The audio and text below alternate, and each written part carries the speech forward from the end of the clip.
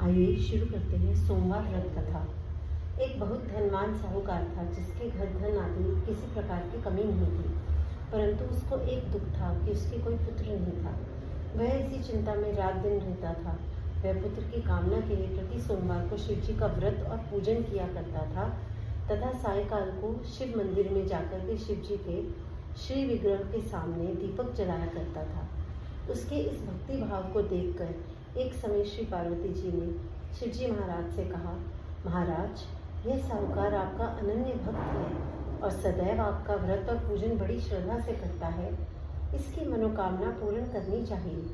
शिव जी ने कहा, हे पार्वती, यह संसार कर्म क्षेत्र है। जैसे किसान खेत में जैसा बीज बोता है वैसा ही फल काटता है, उसी तरह इस संसार में जैसा कर्म करते हैं वैसा ही फल भोगते हैं। पार्वती जी ने अत्यंत आग्रह से कहा, महाराज, जब यह आपका अनन्य भक्त है और इसको अगर किसी प्रकार का दुख है तो उसको अवश्य दूर करना चाहिए, क्योंकि आप सदैव अपने भक्तों पर दयालु होते हैं और उनके दुखों को दूर करते हैं। यदि आप ऐसा नहीं करेंगे तो मनुष्य आपकी सेवा तथा व्रत क्यों करेंगे। पार्वती जी का ऐसा आग्रह देख शिव जी महाराज कहने लगे, हे पार्वती, इसके कोई पुत्र नहीं है, इसी चिंता में यह अति दुखी रहता है। इसके भाग्य में पुत्र न होने पर भी मैं इसको पुत्र की प्राप्ति का वर देता हूँ, परंतु यह पुत्र केवल 12 वर्ष तक जीवित रहेगा। इसके पश्चात वह मृत्यु को प्राप्त हो जाएगा। इससे अधिक मैं और कुछ इसके लिए नहीं कर सकता। यह सब बातें साहूकार सुन रहा था। इससे उसके न कुछ प्रसन्नता हुई और न ही कुछ दुख हुआ। वह पहले जैसा ही शिव जी महाराज का व्रत और पूजन करता रहा। कुछ काल व्यतीत हो जाने पर साहूकार की स्त्री गर्भवती हुई और 10वें महीने उसके गर्भ से अति सुंदर पुत्र की प्राप्त हुई। साहूकार के घर में बहुत खुशी मनाई गई, परंतु साहूकार ने उसके केवल 12 वर्ष की आयु जान कोई अधिक प्रसन्नता प्रकट नहीं की और ना ही किसी को भेद ही बताया। जब वह बालक 11 वर्ष का हो गया तो उस बालक की माता ने उसके पिता से विवाह आदि के लिए कहा, तो वह साहूकार कहने लगा कि अभी मैं इसका विवाह नहीं करूँगा, अपने पुत्र को काशी जी पढ़ने के लिए भेजूँगा। फिर साहूकार ने अपने साले अर्थात बालक के मामा को बुला उसको बहुत सा धन देकर कहा, तुम इस बालक को काशी जी पढ़ने के लिए ले जाओ और रास्ते में जिस स्थान पर भी जाओ यज्ञ करते और ब्राह्मणों को भोजन कराते जाओ। वह दोनों मामा भांजे यज्ञ करते और ब्राह्मणों को भोजन कराते जा रहे थे। उनके रास्ते में एक शहर पड़ा। उस शहर में राजा की कन्या का विवाह था और दूसरे राजा का लड़का जो विवाह कराने के लिए बारात लेकर आया था वह एक आंख से काना था। उसके पिता को इस बात की बड़ी चिंता थी कि कहीं वर को देख कन्या के माता पिता विवाह में किसी प्रकार की अड़चन पैदा ना कर दे। इस कारण जब उसने अति सुंदर सेठ के लड़के को देखा तो मन में विचार किया कि क्यों न दरवाजे के समय इस लड़के से वर का काम चलाया जाए। ऐसा विचार कर वर के पिता ने उस लड़के और मामा से बात की तो वे राजी हो गए। फिर उस लड़के को वर के कपड़े पहना तथा घोड़ी पर चढ़ा दरवाजे पर ले गए और सब कार्य प्रसन्नता से पूर्ण हो गया। फिर वर के पिता ने सोचा कि यदि विवाह कार्य भी इसी लड़के से करा लिया जाए तो क्या बुराई है। ऐसा विचार कर लड़के और उसके मामा से कहा, यदि आप फेरों का और कन्यादान के काम को भी करा दें तो आपकी बड़ी कृपा होगी और मैं इसके बदले में आपको बहुत कुछ धन दूंगा। तो उन्होंने स्वीकार कर लिया और विवाह कार्य भी बहुत अच्छी तरह से संपन्न हो गया। परंतु जिस समय लड़का जाने लगा तो उसने राजकुमारी की चुनरी के पल्ले पर लिख दिया कि तेरा विवाह तो मेरे साथ हुआ है, परंतु जिस राजकुमार के साथ तुमको भेजेंगे वह एक आंख से काना है और मैं काशी जी पढ़ने जा रहा हूँ।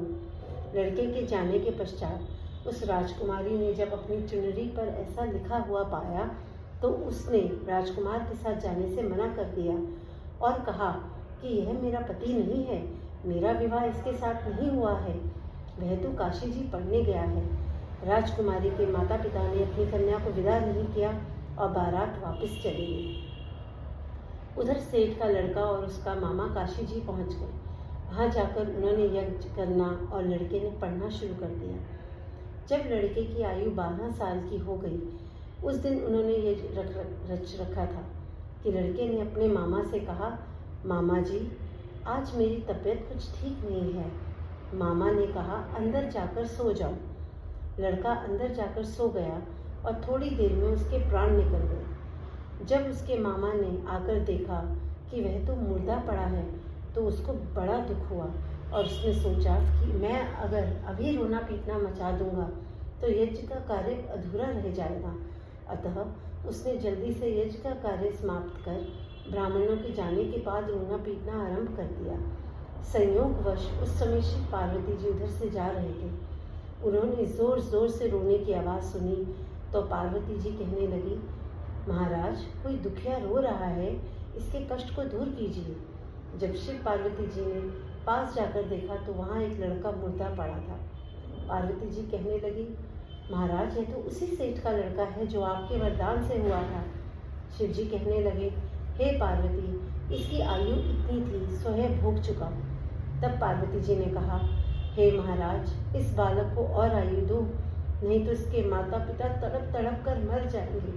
पार्वती जी के बार बार आग्रह करने पर शिव जी ने उसको जीवन वरदान दिया और शिवजी महाराज की कृपा से लड़का जीवित हो गया। शिव पार्वती कैलाश पर्वत चले गए।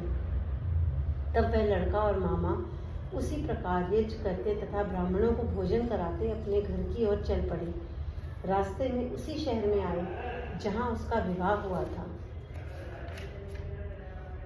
वहां पर आकर उन्होंने यज्ञ आरंभ कर दिया और उस लड़के के ससुर ने उसको पहचान लिया और अपने महल में ले जाकर उसकी बड़ी खातिर की।